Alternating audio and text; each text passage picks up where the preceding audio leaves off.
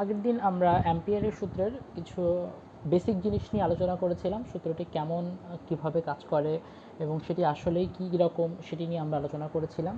তো ডেসক্রিপশন বক্সে video link দেওয়া আছে। তো আমরা আজকে যে ব্যাপারটা নিয়ে আলোচনা করব সেটি হচ্ছে অ্যাম্পিয়ারের সূত্রের কিছু অ্যাপ্লিকেশন নিয়ে। তো এই অ্যাপ্লিকেশন নেওয়ার সময় আমরা আজকে দুইটা ব্যাপারে এর অ্যাপ্লিকেশন আলোচনা করব। একটা হচ্ছে তড়িৎবাহী তার।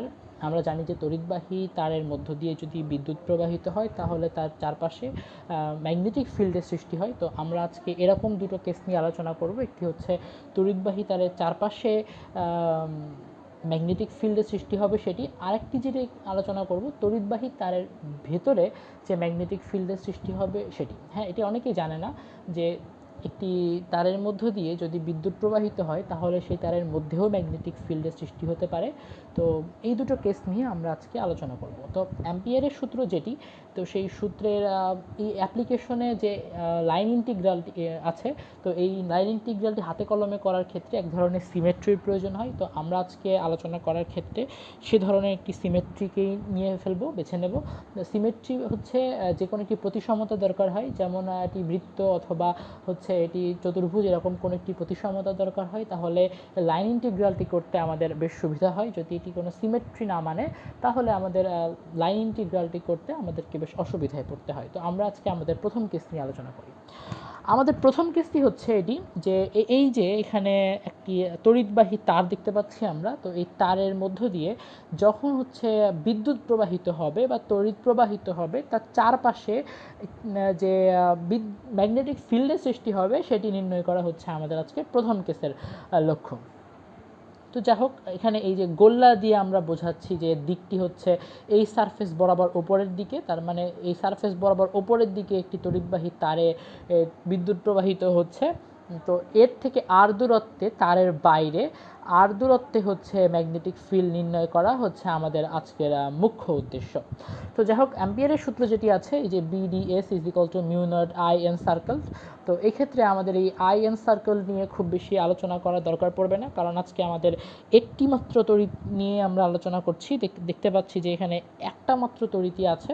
তো সেটা যদি I হয় তাহলে I/n সার্কেল = I হবে। তো সেই ক্ষেত্রে আমাদের এই ডান পাশ নিয়ে আজকে খুব বেশি চিন্তা ভাবনা না করলেও চলবে। তো যাই হোক, এটি যে ইন্টিগ্রালটি হচ্ছে লাইন ইন্টিগ্রাল, মোটেও ভলিউম ইন্টিগ্রাল না।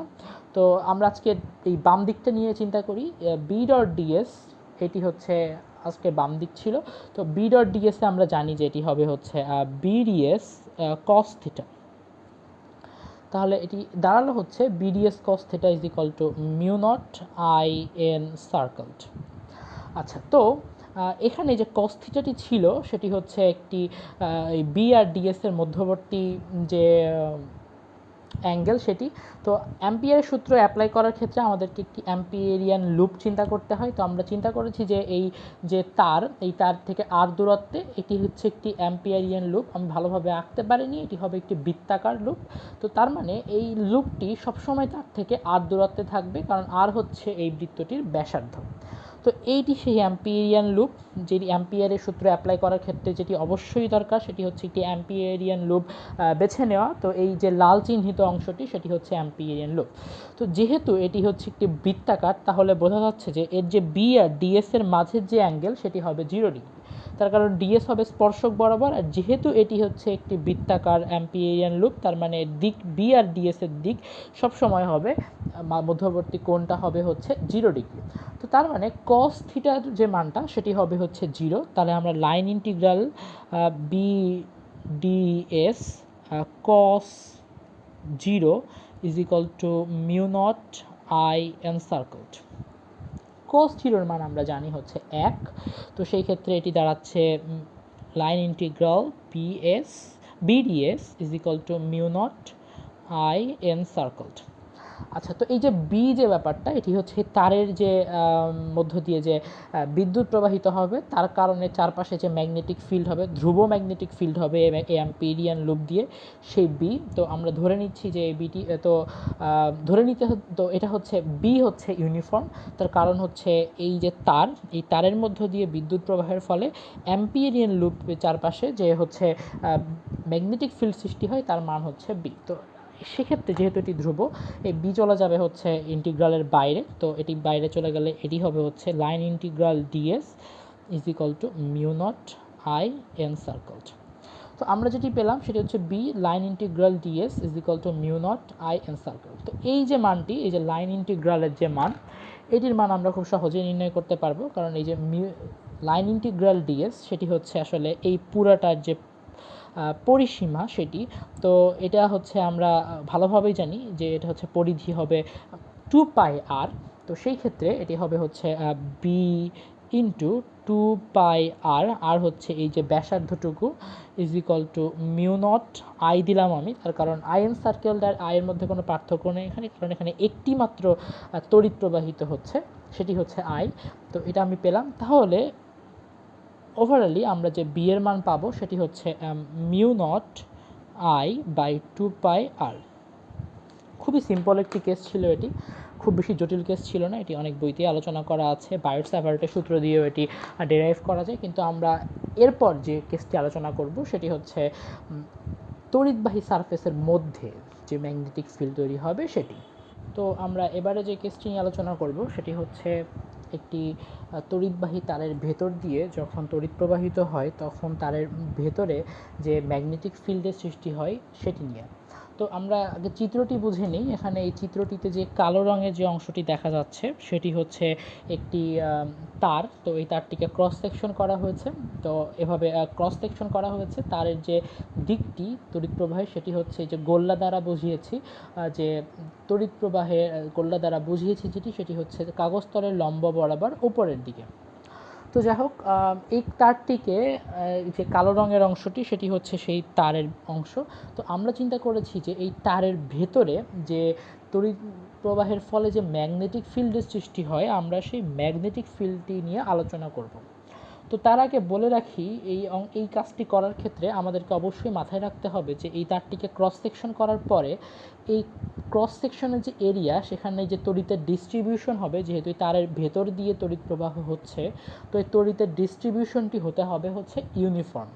তার কারণ যদি তড়িতের ডিস্ট্রিবিউশনে ক্রস সেকশনের প্রত্যেকটা অংশে ইউনিফর্ম না হয়, তাহলে আমরা অ্যাম্পিয়ারের সূত্র আলোচনার ক্ষেত্রে আসলে সামনে আগাতে পারবো না। তো যাই হোক, আমাদের যেটা করতে হয় সেটি হচ্ছে অ্যাম্পিয়ারের সূত্রে অ্যাপ্লাই করার ক্ষেত্রে প্রথমে আমাদেরকে একটি অ্যাম্পিয়ারিয়ান লুপ চিন্তা করতে হয়। তো আমরা চিন্তা করেছি যে এই যে কালো রঙের বৃত্ত, এটি বৃত্ত আকার একটা ব্যর্থ প্রচেষ্টা বলতে পারেন আপনারা। তো এই কালো রঙের যে বৃত্ত, সেই কালো রঙের বৃত্তের ভেতরে আমরা যেহেতু ম্যাগনেটিক ফিল্ড আলোচনা করব, তো এই কালো রঙের বৃত্ত সেটি রেডিয়াস হচ্ছে ক্যাপিটাল আর। আমরা চিন্তা করেছি যে কালো রঙের বৃত্তটির ভেতরে যেহেতু আমরা ম্যাগনেটিক ফিল্ড আলোচনা করব, তো এইখান থেকে যে স্মল আর দূরত্বে এই যে লাল রঙের যে হচ্ছে সার্কেলটি দেখতে পাচ্ছেন, তো এই সার্কেলটিতে আমরা ম্যাগনেটিক ফিল্ড আলোচনা করব। যেহেতু এই সার্কেলটি হচ্ছে তারের মধ্যে, কারণ আমরা তারের মধ্যেই ম্যাগনেটিক ফিল্ডকে কাউন্ট করব, তো নিশ্চিতভাবেই এই স্মল আরটি হবে ক্যাপিটাল আর এর চাইতে ছোট। তো যাই হোক, আমরা আলোচনা শুরু করি। ম্যাগনেটিক ফিল্ড বের করার ক্ষেত্রে আমরা অ্যাম্পিয়ারের সূত্রটিকেই কাজে লাগাবো। তো অ্যাম্পিয়ারের সূত্র অনুযায়ী আমরা জানি যে এটি হচ্ছে line integral B dot DS is equal to mu naught I encircled বা enclosed in Amperian loop. এই যে আইএন সার্কেল, এটির একটি বিশেষ কাজ আছে, সে আমরা একটু পরেই দেখব। আমরা আগে বাম পাশটা নিয়ে আলোচনা করি। তো এখানে আমরা বাম পাশ নিয়ে কাজ করার ক্ষেত্রে যে ডট প্রোডাক্টের ক্ষেত্রে আমরা পাবো যে BDS cos theta is equal to mu naught I encircled. এটাকে আমরা I enclosed in Amperian loop কারেন্টও বলতে পারি, কারণ অ্যাম্পিয়ারিং লুপের ভেতর দিয়ে যে কারেন্টটুকু সেটি আসলে এই আইএন সার্কেলটা বোঝায়। তো যাই হোক, আমরা এই যে কস থিটার মান, এটি হবে 0 ডিগ্রি। তার কারণ হচ্ছে যেহেতু এটি অ্যাম্পিরিয়ান লুপটি বৃত্তাকার, আমরা চিন্তা করেছি যে অ্যাম্পিরিয়ান লুপটি বৃত্তাকার, তার মানে এই ডিএসের যে দিকটি হবে সেটি হচ্ছে এর যে ট্যানজেন্ট বা যে স্পর্শক, এবং এই যে বি এর দিকটি হবে হচ্ছে স্পর্শক বরাবরই। তার কারণ এটি হচ্ছে বৃত্তাকার একটি অ্যাম্পিরিয়ান লুপ চিন্তা করেছি। যেহেতু বি আর ডিএসের দিক হচ্ছে একই দিকে, তার মানে এই দুটোর মধ্যে অ্যাঙ্গেল হচ্ছে 0 ডিগ্রি।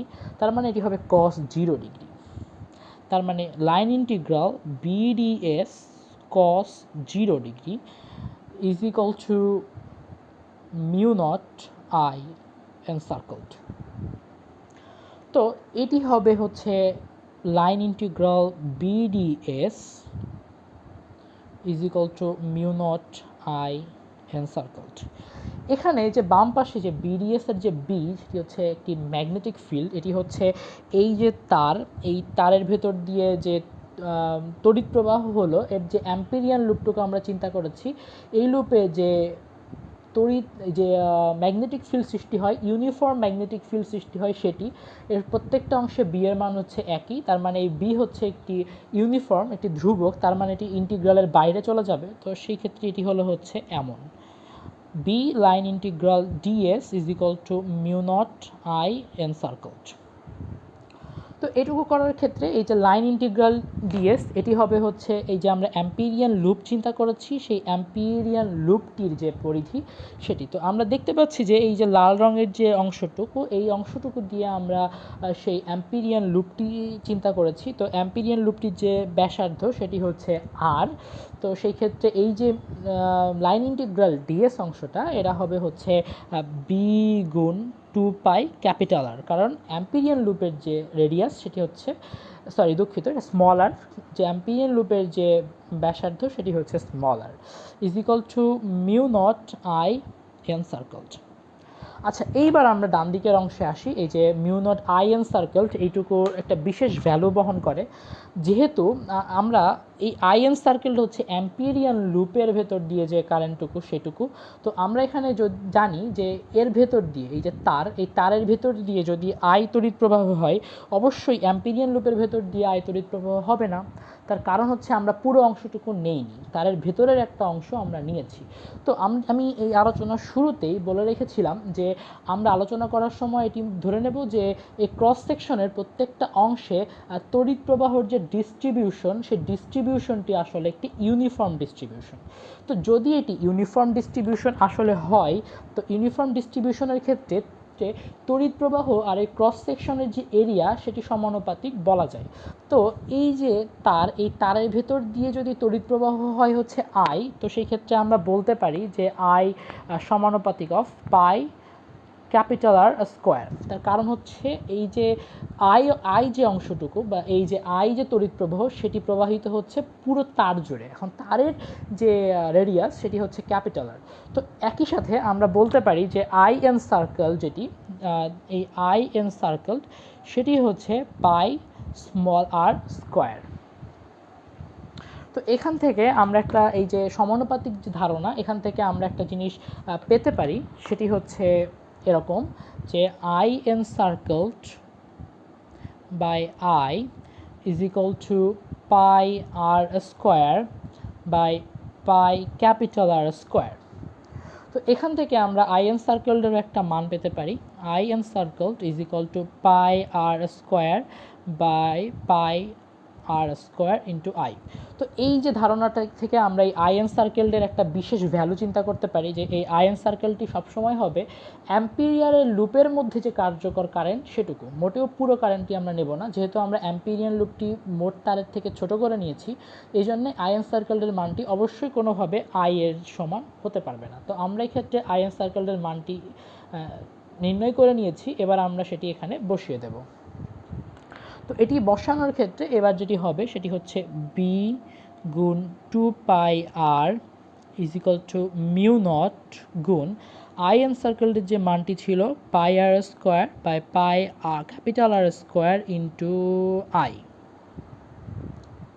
তো এখানে আর একটু শর্টেন করার জন্য আমরা দেখতে পাচ্ছি যে বাম পাশের আর স্মল আর এবং ডান পাশের যে স্মল আর সেটি আসলে কেটে যাবে, পাই আর পাই কেটে যাবে। তো ফাইনালি আমরা বি এর যে মানটি পাবো সেটি হচ্ছে মিউ নট পাই, দুঃখিত পাই হবে না কারণ পাই কেটে গেছিলো। তো ফাইনালি আমরা বি এর যে মানটি পাবো সেটি হচ্ছে mu naught I R by 2 pi R square, বা B is equal to mu naught I by 2 pi R square into Amperian লুপের যে ব্যাসার্ধ সেটি। তো এটি হবে সেই ফর্মুলা যেটি দিয়ে আমরা যদি কোনো তড়িৎবাহী তারের ভেতরে যদি আমরা ম্যাগনেটিক ফিল্ড চিন্তা করতে যাই তাহলে তার ফর্মুলা হবে এটি হচ্ছে আজকের আলোচনা। ধন্যবাদ।